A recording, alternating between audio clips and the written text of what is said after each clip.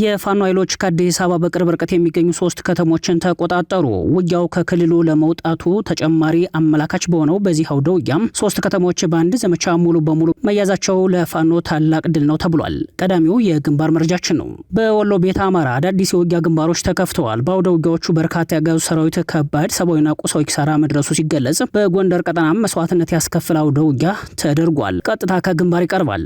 የብልጽግናው አጋዚ አርሰናል ደጋፊዎች አዘጋጅተውት የነበረውን የሙዚቃ ድግስ የፖለቲካ መድረክ ማድረጉ አነጋጋሪ ሆኗል። ከአርሰናል የአርሲ ወገኖቻችን ህይወት ይቀድማል ያሉ አርቲስቶች ዝግጅቱን መሰረዛቸውን ተከትሎ ከፍተኛ ብስጭት ውስጥ የገባው አገዛዙ በጀት መድቦ የጸጥታ ኃይልና ካድሬ አሰማርቶ ፕሮግራሙን የፖለቲካ መድረክ ማድረጉ አጋዙ ከመንግስትነት ባህሪ ወርዶ የማፊያ ተግባር ውስጥ እንደገባ ያሳየ ነው ተብሏል። ይደመጣል። በትግራይ አቅጣጫ ከኢትዮ ኤርትራ ድንበር 6 ኪሎ ሜትር ርቀት በምትገኘው ገሃምሎ ሽራሮ አካባቢ በተፈጸመው የድሮን ጥቃት የደረሰው ጉዳትን የሚያሳይ ዝርዝር መረጃ ይፋ ሆኗል። በድሮን ጥቃቱ አንድ የህወሓት ኮሎኔልና በርካታ የታጣቂ ቡድኑ አባላት ሲገደሉ ህወሓት በበኩሉ የድሮን ጥቃቱን የፈጸመው ብልጽግና መሆኑን ገልጾ የጦርነት ክተት ጥሪ አቅርቧል። ቁልፍ ወታደራዊ አመራሮቹ አክሱም ላይ ከትመዋል። ሰዓቱን ጠብቆ ወደ እናንተ ይደርሳል። የብልጽግናው ፊልድ ማርሻል ብርሃኑ ጁላ ጠላቶቻችን ጽምዶ ብለው መጥተዋል ሲሉ አይቀሬውን ጦርነት በማመላከት ለሰራዊቱ የጦርነት ጥሪና ትዕዛዝ ሲሰጡ የአስመራው መንግስት በጽምዶ ጉዳይ ይፋዊ ምላሽ ሰጥቷል። ጽምዶን የሚያስረዳ ደብዳቤም ለተመድ ልኳል። ጉዳዩ አዲስ ወታደራዊ ውጥረት መድረክ ሆኗል። ለሰዓቱ የመረጥንላችሁ ቀጠናዊ ዜና ትንታኔያችን ነው። ሰላም ጤና ይስጥልን ውድ የጣና ቲቪ ተከታታይ ቤተሰቦቻችን፣ አብራችሁን ስትቆዩ እነዚህንና ሌሎች ዝርዝር መረጃዎችን ታደምጣላችሁ። አክብሮታዊ ግብዣችንን በማስቀደም ወደ ሰዓቱ ዜናና መረጃዎች እናመራለን። የፋኖ ኃይሎች ከአዲስ አበባ በቅርብ ርቀት የሚገኙ 3 ከተሞችን ተቆጣጠሩ። በሸዋ ጠቅላይ የሚንቀሳቀሱ የፋኖ ኃይሎች ዛሬ ግንቦት 30 ቀን 2018 ዓ.ም በከፈቱት ማጥቃት ከአዲስ አበባ በቅርብ ርቀት የሚገኙ በፍቼ ሰላሌ ዙሪያ ያሉ 3 ከተሞችን መቆጣጠር መቻላቸውን የፋኖ ምንጮች ለጣና ገልጸዋል። ምንጮቹ እንደገለጹት ከፍተኛ ውጊያ በማድረግ ነው 3ቱም ከተሞች በአንድ ዘመቻ መቆጣጠር የቻሉትም። አማራ ፋኖ ብሔራዊ ንቅናቄ ሸዋ ጠቅላይ ግዛት አሳምነው እዝ በበኩሉ የአውደ ውጊያ መረጃውን አረጋግጧል። በዙ የአጼ አምደ ጽዮን ኮር አካል የሆነው የራስ አበበ አረጋይ ክፍለ ጦር ከአርበኞች ጦር ሰራዊት ጋር በቅንጅት በተሰራ ልዩ ኦፕሬሽን በፍቼ ሰላሌ አውራጃም የደብረ ሊባኖስ ወረዳ ዋና ከተማን ጨምሮ ሴት ደብርና ውሻ ገደል የሚባሉ ተጨማሪ 2 የወረዳ ከተሞችን ዛሬ ግንቦት 30 ቀን 2018 ዓ.ም ረፋድ ላይ በቁጥጥር ስር ማድረጉን አማራ ፋኖ ብሔራዊ ንቅናቄ ሸዋ ጠቅላይ ግዛት አሳምነው እዝ በግንባር መረጃው ላይ አረጋግጧል።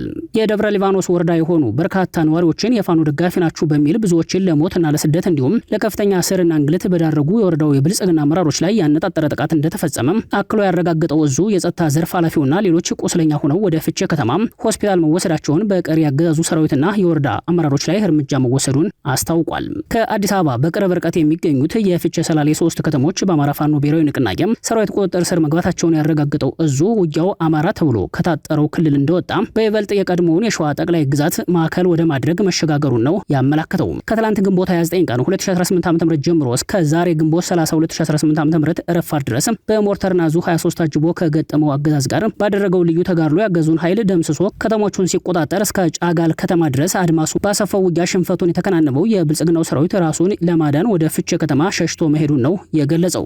ዚያና እስከተጠናቀረበት ሰዓት ድረስ 3ቱም ከተሞች በፋኖ ኃይሎች እጅ እንደሚገኙ የፋኖ ምንጮች አረጋግጠዋል። በተመሳሳይ ወደ ውጊያ መረጃ በወሎ ቤተ አማራ አዳዲስ የውጊያ ግንባሮች መከፈታቸውን የፋኖ ምንጮች ለጣና ዘጋቢ አረጋግጠዋል። በተለያዩ ኮሮች ውጊያዎች ቀጥለው በርካታ ያጋዙ ሰራዊቶች ላይ ከባድ ሰብአዊና ቁሳዊ ኪሳራ መድረሱ የተገለጸ ሲሆን በጎንደር ቀጠና መስዋዕትነት ያስከፍል አውደ ውጊያ መደረጉ ተሰምቷል። አድማጭ ተመልካቾቻችን የእነዚህን አውደ ውጊያዎች መረጃና ሌሎች አፍላ የመስክ ውጊያዎችን የግንባር ዘጋቢያችን እንደሚከተለው ያደርሰናል። ሰላም ጤና ይስጥልን፣ እንደምን ዋላችሁ። ወደ ሰዓቱ የግንባር ዜናዎች ስናመራ በወሎ ቤተ አማራ በተለያዩ ኮሮች ውጊያዎች ቀጥለው በርካታ ያገዛዙ ሰራዊት ላይ ከባድ ሰብአዊና ቁሳዊ ኪሳራ መድረሱ ተገለጸ። በጎንደር ቀጠና መስዋዕትነትን ያስከፈለ አውደ ውጊያ ተደርጓል። አፋብን ወሎ ቤተ አማራ ምኒልክ ዕዝ የ101ኛ ኮር ታላቅ ድል መጎናጸፍ መቻሉ ታውቋል። የ101ኛ ኮር አሃድ የሆነችው 35ኛ ባለሽርጡ ክፍለ ጦር በክልሉ ሚኒሻ ላይ ደፈጣ በመያዝ ጥቃት ሲፈጽሙ 35ኛ ባለሽርጡ ክፍለ ጦር ሁለተኛ ሻለቃ አንደኛ ሻምበል በደቡብ ወሎ ተሁለደሬ ወረዳ ሰግለን ሮቢት አካባቢ በተደረገ የደፈጣ ጥቃት በአማራ ሚኒሻ ላይ ባሳረፉት ምት በርካቶች ሲገደሉ ከሞት የተረፉት በየአቅጣጫው ፈርጥጠዋል። በሌላ በኩል 2 የመከላከያ ሰራዊት ከነሙሉ ጥቃቸው ከደቡብ ዕዝ 205ኛ ኮር 41ኛ ክፍለ ጦር በመክዳት ባለሽርጡ ክፍለ ጦርን የተቀላቀሉ ሲሆን የመከላከያ አባሎቹ ወደ ፋኖ ሲመጡ የ35ኛ ክፍለ ጦር አመራሮች ደማቅ አቀባበል አድርገውላቸዋል ሲል የ101ኛ ኮር ሚዲያና ኮሚኒኬሽን መምሪያ መረጃውን አድርሷል። በዚሁ ቀጠና አፋብን ወሎ ቤት አማራ ምኒልክ ዕዝ 303ኛ ኮር 81ኛ ክፍለ ጦር በአገዛዙ ሰራዊት ላይ አንጸባራቂ ድል ተቀዳጀ። ምኒልክ ዕዝ 303ኛ ግዙፍ አሳምነው ኮር አሃድ የሆነችው 81ኛ ክፍለ ጦር በመቄት ወረዳ ወደ አግሪት መስመር በተንቀሳቀሰው የብልጽግና ኃይል ላይ ከባድ የደፈጣ ጥቃት ፈጽማለች።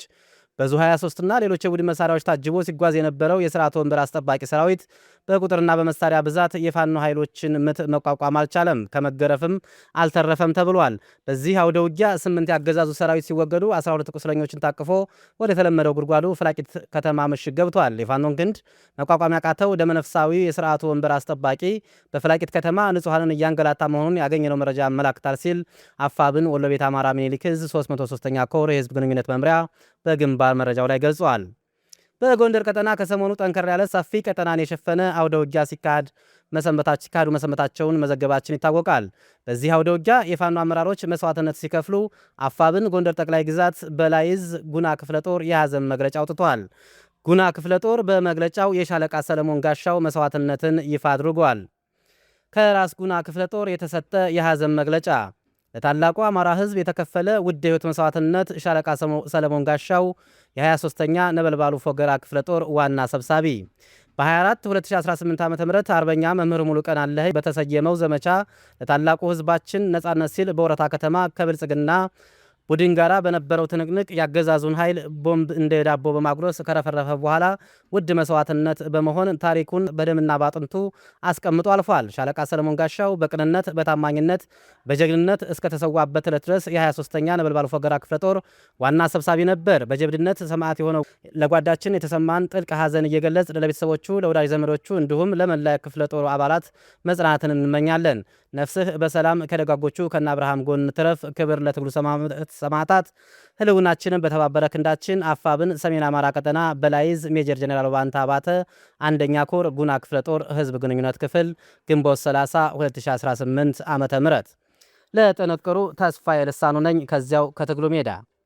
ይህ በእንዲህ እንዳለ የብልጽግናው አገዛዝ የአማራ ህዝብ አልመረጠኝም በሚል የበቀል እርምጃ መውሰድ መጀመሩ ተሰምቷል። ነዋሪዎችን በጣት አሻራ፣ የመንግስት ሰራተኞችን ደግሞ በልዩ ክትትል በመያዝ ከስራት እስከ ገንዘብ ቅጣት የደረሰ እርምጃ በመውሰድ ላይ እንደሚገኝ ለጣቢያችን በደረሰው መረጃ ላይ ተመላክቷል። ብልጽግና በምርጫ ድራማው አልተሳተፉም፣ አልመረጡኝም ያላቸውን ንጹሃንና የመንግስት ሰራተኞችን በበቀል እርምጃ እንደወሰደባቸው የገለጹት የጎንደር እስቴ ወረዳ ነዋሪዎች ከእያንዳንዱ ሰው ከ5000 ብር ጀምሮ እየቀጣና እያሰረ ሲሆን እስካሁን እርምጃ ከተወሰደባቸው መካከል በእስቴ ወረዳ የመካነ ኢየሱስ ከተማ ነዋሪዎችን ባዘጋጀውት ምርጫ ለምን አልተሳተፋችሁም በማለትም ስነ ልቦናዊ ጫናና አካላዊ ጉዳት እያደረሰ እንደሆነ ለጣና ገልጸዋል። አጋዙ በጨረባ ምርጫው ከማስመረጥ እስከ መምረጥ ጀምሮ አልተሳተፉም ባላቸው የከተማዋ ነዋሪዎች ላይ ከ5000 ብር ጀምሮ ቅጣት እንዲቀጡ ሲወስን በአንዳንዶቹ ላይ የእስር ዘመቻ አውጥቷል። ገዳያችን አንመርጥም በሚል ያልመረጡ ወገኖች በሚኒሻና በፖሊስ እየተሳደዱም ይገኛሉ።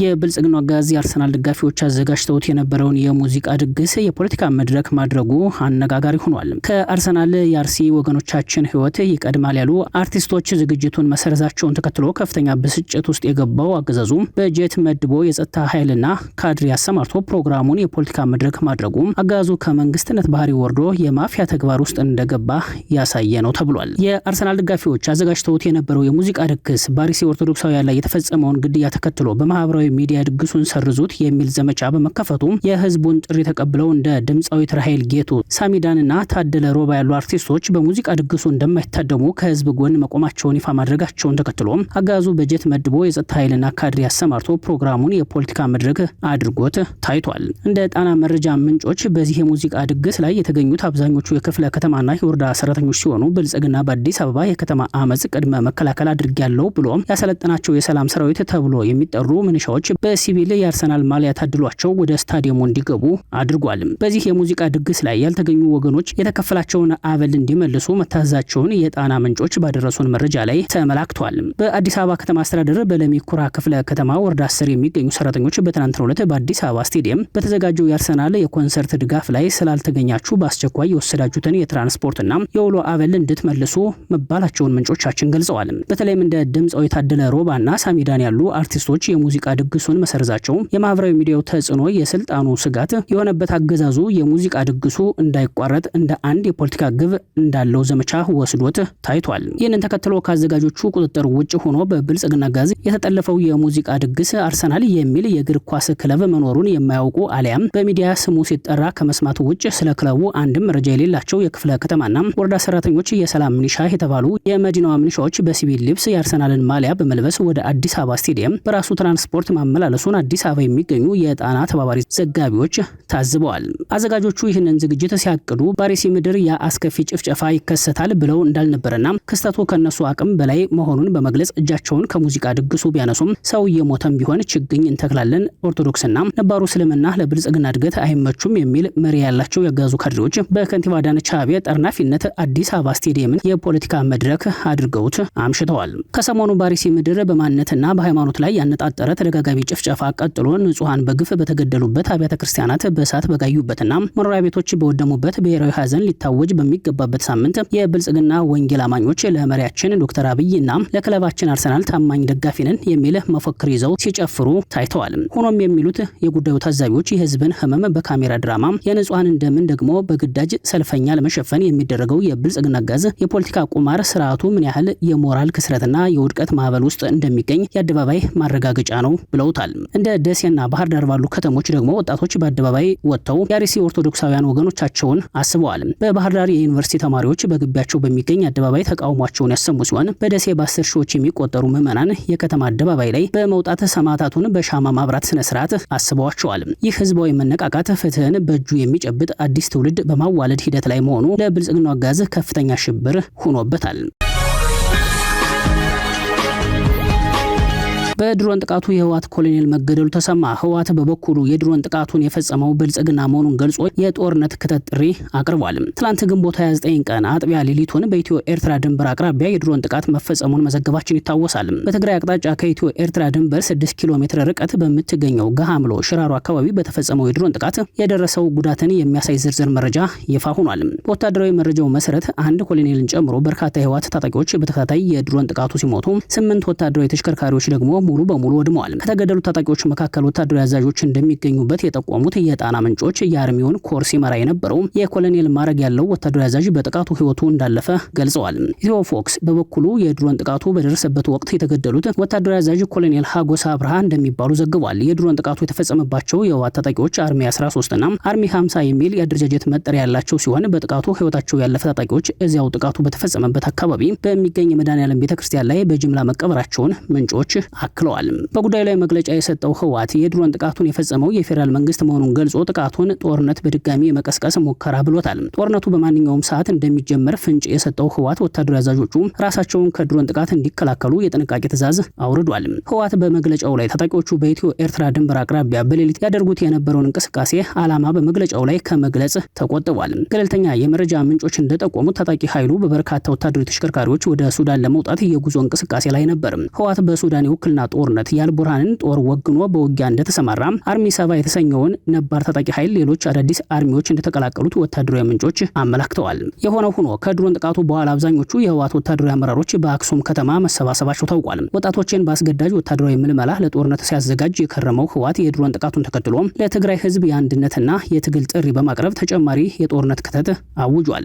ህዝቡ ከህወሓት ጦርነት ጋር በመሆን እንዲታገል የቀረበበትን የህወሓት መግለጫና የድሮን ጥቃቱን በመመከት የለየለት ጦርነት ይቀሰቀሳል በሚል ስጋት ውስጥ እንደገባ የጣና የዘወትር የመረጃ ምንጮች ያደረሱን አሁናዊ መረጃ ያሳያል። ህወሓት የድሮን ጥቃቱን ተመርኩዞ ካወጣው መግለጫ ይዘት አኳያ የክተት ጥሪ ያወጀ ሲሆን ከዚህ ጎን ለጎን በራያ ግንባር የውጊያ ዝግጁነት ያለው ወታደራዊ ስምሪት መሰጠቱ ተሰምቷል። በራያ ስትራቴጂክ ቦታዎችን ለመያዝ የህወሓት አመራሮች በዋጃና አካባቢው መንቀሳቀሳቸው ተሰምቷል። የህወሓት ወታደራዊ አመራሮች ከዋጃ ባኮ ኮርማ በተባለ የራያ አካባቢ እንቅስቃሴ ሲያደርጉ፣ በሌላ አቅጣጫ በግራ ካሶ ተራራማ ስፍራ የህወሓት ታጣቂዎች የተኩስ ልምምድ ጀምረዋል።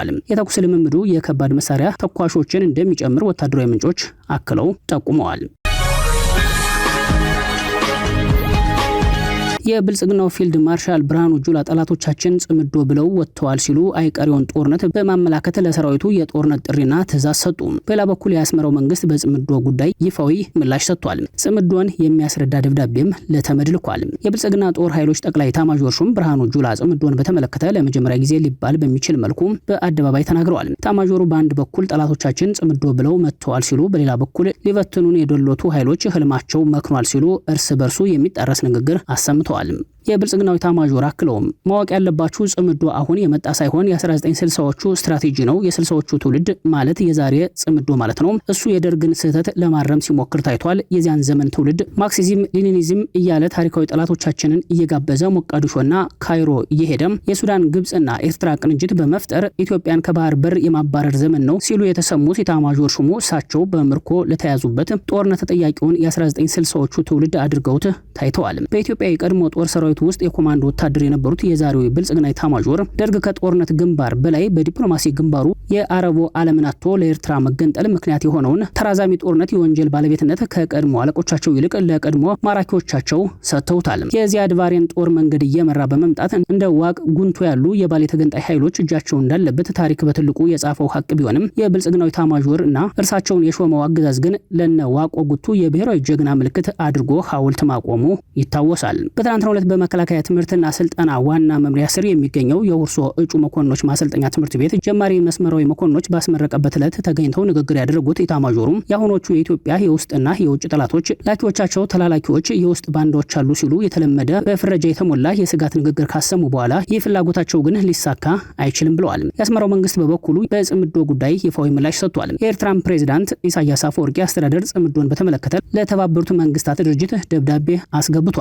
የደብዳቤው ጭብጥ ጽምዶ በአፍሪካ ቀንድ የህዝብ ለህዝብ ግንኙነትና መተማመንን ለማሳደግ ያለመ እንደሆነ የሚያመላክት ቢሆንም ለተመድ የተላከው የአስመራ ደብዳቤ የጦርነት ስጋቶችን ተጨባጭ ያደረገ ነው። ጽምዶ የአስመራና የ4 ኪሎ ገዢዎችን ሌላ መልክ ያለው ቃላት ጦርነት ውስጥ ከቷቸዋል። ካሁኑ የብልጽግናው ኤታማዦር ክስ በፊት የመከላከያ የውጭ ግንኙነትና ወታደራዊ ትብብር ዳይሬክተር ሜጀር ጀነራል ተሾመ ገመቹ በጽምዶ ጉዳይ በአዲስ አበባ ለሚገኙ ዲፕሎማቶች ስጋታቸውን ማብራራታቸው ይታወሳል። ጀነራሉ በፖርት ሱዳን ከተማ የተካሄደውን የጽምዶ እንቅስቃሴ የሀገርን ሉዓላዊነት ለመናድ ከውጭ ኃይሎች ጋር የተደረገ የጥፋት ጥምረት መሆኑን በመግለጽ የትም የማትደርስ ቅዠት ሲሉ ጥምረቱን በሴት ጾታ ሰይመው ገዝተውት ነበር። ይህን ተከትሎ የደህንነት መረጃዎችን በመተንተን የሚታወቀው አፍሪካን ኢንተለጀንስ ባወጣው አንድ ዘገባ ጽምዶ በህወሓትና በኤርትራ መንግስት መቀራረብ የተጀመረና በአሁኑ ወቅት ጥምረቱ ወደ 9 የታጣቂዎች ስብስብ እንዳደገ፣ ስብስቡም በተቃርኖ የተሞላ ግን ደግሞ በጸረ አብይ አህመድ ፖሊሲዎች በጋራ የተገናኘ መሆኑን አመላክቶም ነበር። ይህን የምርመራና የብልጽግና ገዢዎችን ተከታታይ ክስ ተከትሎ የአስመራው መንግስት የተባበሩት መንግስታት ድርጅት ዋና ጽህፈት ቤት ኒውዮርክ የደረሰ ይፋዊ የዲፕሎማሲ ምላሽ ሰጥቷል። በኒውዮርክ የሚገኘው የኤርትራ ቋሚ መልእክተኛ ጽህፈት ቤት በጽምዶ ጉዳይ ለተመድ ያስገባው ግልጽ ደብዳቤም እንደሚያመላክተው የአስመራው መንግስት ክሱን ከመቃወም ይልቅ የመከላከል ስልት አሳይቷል። ለተመድ በተላከው ደብዳቤ ላይ የተብራራው ጽምዶ የተሰኘው እንቅስቃሴ ዓላማ ከአንድ ዓመት በላይ የፈጀም በድንበር አካባቢ በሚኖሩ የአገር ሽማግሌዎች፣ ወጣቶችና ሴቶች በቀጥታ የሚመራና በግጭት የተጎዱ ማህበረሰቦችን እርስ በርስ ለማገናኘት የታለመ አገር በቀል የሰላም እቅድ መሆኑን ይገልጻል። የአስመራው መንግስት የመከላከል ይዘት ያለው ደብዳቤ ቢያስገባም የጽምዶ አጀንዳ መስፋት በዋሽንግተንና በአስመራ መካከል አዲስ በተፈጠረው ዲፕሎማሲያዊ ግንኙነት ለዘብ ብሎም የነበረውን የብልጽግናና የህዝባዊ ግንባር ህግደፍ የቃላት ጦርነት ወደ ቀደመ ምዕራፍ እንዳይመልሰው ተሰግቷል።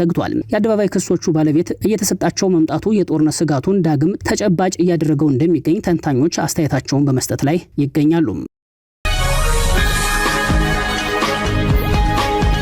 በብልጽግና ዘመን የዜጎች እገታ የዕለት ተዕለት እጣ ፈንታ ሆኖ ቀጥሏል። በጉራጌ ዞን የታገቱ ንጹሃን ዜጎች እያንዳንዳቸው 1.5 ሚሊዮን ማስለቀቂያ ገንዘብ ተጠይቀው የወገን ያለህ ጥሪ በማሰማት ላይ ናቸው። በማዕከላዊ ኢትዮጵያ ክልል በጉራጌ ዞን ከባድ ጥቃት መሰንዘሩ ተሰምቷል። በማዕከላዊ ኢትዮጵያ ክልል በጉራጌ ዞን አበሽጌ ወረዳ ስር በሚገኘው ቁሊት 2 ቀበሌ ውስጥ የታጠቁ ቡድኖች በሰነዘሩት ጥቃት 3 የአካባቢው ነዋሪዎች በኃይል ታፍነው መወሰዳቸውን የቀበሌው አስተዳዳሪና ነዋሪዎች ገልጸዋል። ይህ ጥቃት የተፈጸመው ግንቦት 28 ቀን 2018 ዓ.ም ምሽት 1 ሰዓት ላይ ሲሆን ታጣቂዎቹ ወደ መንደሩ በድጋሚ በመግባት አቶ ደስታ አባ፣ አቶ ደሳለኝ ጴጥሮስና አቶ ጎሽ ገብረ ማርያም የተባሉ ግለሰቦችን ከመኖሪያ ቤታቸው አፍነው ወስደዋቸዋል። የቀበሌው አስተዳዳሪ አቶ አለሙ ከድር እንደተናገሩት ይህ የታጠቀ ቡድን ከምርጫ ማግስት ጀምሮ በአካባቢው ላይ ተደጋጋሚ ጥቃቶችን ሲሰነዝር ቆይቷል። ድርጊቱን የፈጸሙ ታጣቂዎች የአካባቢው ተወላጆች እንደሆኑና ከሌሎች የውጭ ታጣቂዎች ጋር የጠበቀ ግንኙነት እንዳላቸው የዓይን እማኞችና የቀበሌው አመራሮች ጠቁመዋል። የአካባቢው ነዋሪዎች እንደገለጹት ከሆነ ይህን ቡድን ባለፉት ዓመታት ተመሳሳይ የሰዎች እገታና ግድያዎችን ሲፈጽም የቆየ ነው ብለውታል። አሁን እስካሁን የታገቱትን 3 ሰላማዊ ሰዎችን ለመልቀቅ ለእያንዳንዳቸው 1.5 ሚሊዮን ብር በአጠቃላይ 4.5 ሚሊዮን ብር የቤተሰብ አባላትን በማስፈራራት ላይ እየጠየቁ ይገኛሉ ብለዋል። ይህ ሁናቴ በአካባቢው ማህበረሰብ ላይ ከፍተኛ ጭንቀት የፈጠረ ሲሆን ነዋሪዎቹ ወደ ዕለት ተዕለት የግብርናና የንግድ ስራዎቻቸው በነጻነት ለመንቀሳቀስ እጅግ መቸገራቸውን በምሬት ተናግረዋል። ይህንን የእገታ ጉዳይ በተመለከተ የቀበሌው አስተዳደር ለወረዳና ለዞኑ ኮማንድ ፖስት ወዲያውኑ ማስታወቁን የገለጸ ቢሆንም እስካሁን የታገቱትን ወገኖች ለማስለቀቅ የተደረገው ጥረት አልታወቀም። ክቡራትና ክቡራን ቤተሰቦቻችን ለሰዓቱ የተሰናዱት መረጃዎቻችን የተከታተላችኋቸውን ይመስሉ ነበር። አብራችሁን ስለቆያችሁ ልባዊ ምስጋናችን ይድረሳችሁ እያልን የጣና ቲቪ ወቅታዊ ዜናዎች፣ ትንታኔዎችና ልዩ ልዩ ፕሮግራሞች እንዲደርሷችሁ ቻናሉን ሰብስክራይብ በማድረግ ቤተሰብ ይሁኑ። በተሳትፎ የትግል ሚዲያውን እንዲያጠናክሩ ጥሪያችንን እናቀርባለን። ጣና ቲቪ ከሀቅ ጋር